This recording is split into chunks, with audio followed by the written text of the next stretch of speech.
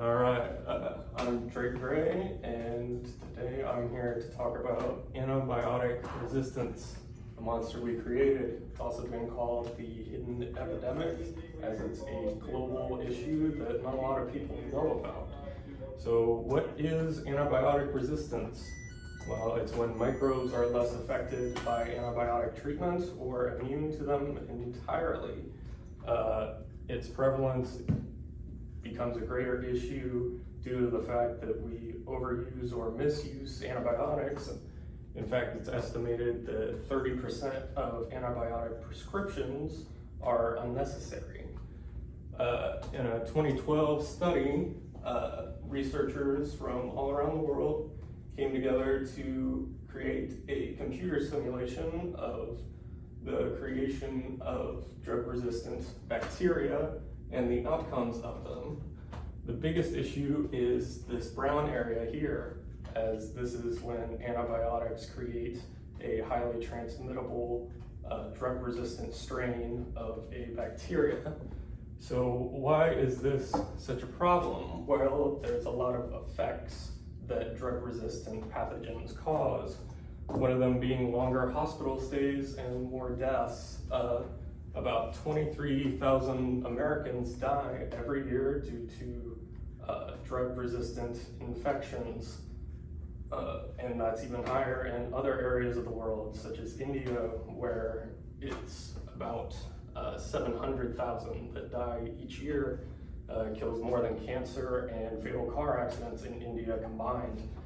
It also costs a lot of money in healthcare. It takes a lot to treat people that have drug-resistant infections, not to mention providers prescribing extra medications in case someone has a drug-resistant infection, that just to cover their bases.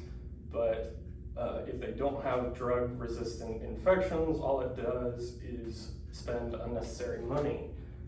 We spend upwards of $20 billion extra each year due to drug-resistant infections.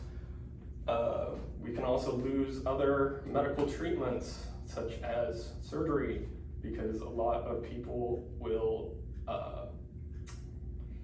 contract secondary infections after surgery. So if we don't have a viable treatment for that, a lot of people will die after surgery.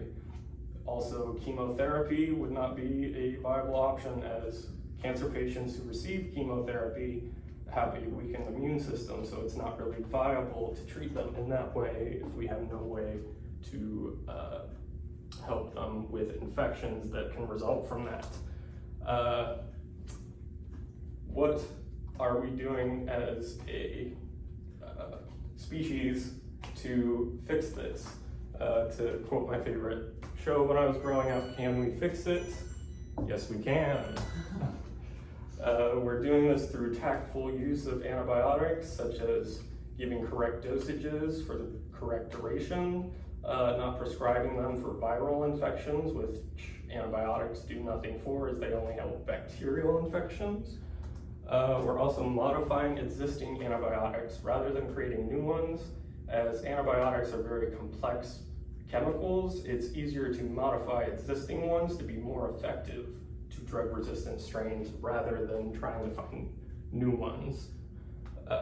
And then we're also doing research into alternative treatments, such as in Australia, they're researching protein that's found in our immune system, which is very effective not only in fighting bacteria, but marking it for other immune cells to attack. So if we can find a way to improve that in people, we would be less reliant on antibiotics. So to summarize, while we did create this problem and the negative effects of it are great, there are things that we are doing to try to curb the mal-effects of it. So I hope my presentation brought a little more awareness to the issue that might be lurking in our own bodies. Thank you.